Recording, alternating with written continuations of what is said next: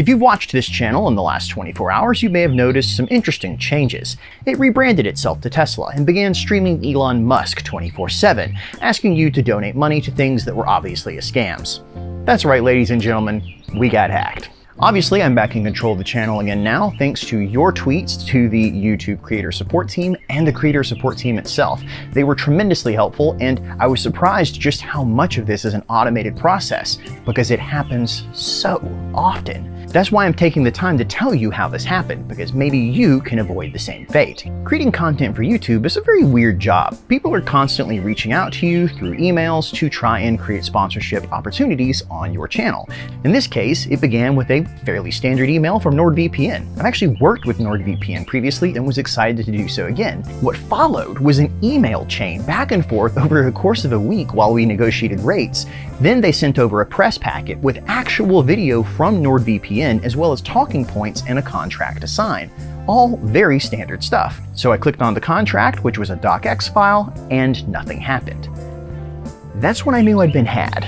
On closer examination, I found it was a .docx.scr file. SCR is a screensaver executable file that commonly is used to hide viruses. So I immediately deleted the offending programs, scanned my computer with a virus scan, and then scanned it with 2 other virus scanners just to be safe. 24 hours later, nothing had happened. I assumed I was in the clear and that maybe NordVPN just made a mistake.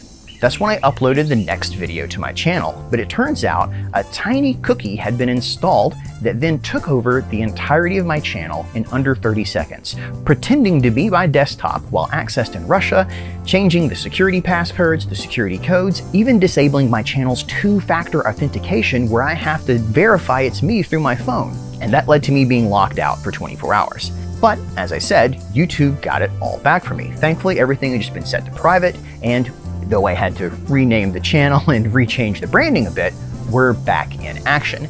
And I tell you this somewhat embarrassing story to say it can happen to anyone.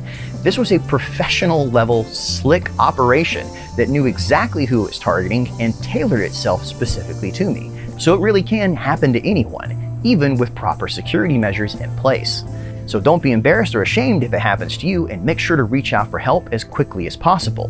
I had filed a formal report within 20 minutes of the channel being compromised, and because of that, even though the channel was banned by YouTube for violating its policy, I was able to get it back because a series of emails and traffic had already been put in place. And I also want to take a moment to thank the community reps at the Creative Assembly. As soon as this fiasco started, they began working behind the scenes to contact their reps at Sega to then contact YouTube to try and resolve it on their end. Thankfully, it wasn't necessary, but it was nice to know that I had a little bit of backup from friends in high places. So the good news is there appears to be no lasting damage, but if you do see anything weird in the next couple of days, make sure to say something to me. Our regular content schedule will resume shortly, and you can expect more noobs guides and all your favorite content in the very near future. Thanks for bearing with me through this. It's definitely a learning opportunity for me, and hopefully now it is for you as well. Thanks for watching, and thank you to so many of you for reaching out and offering to help in any way you can to get this resolved.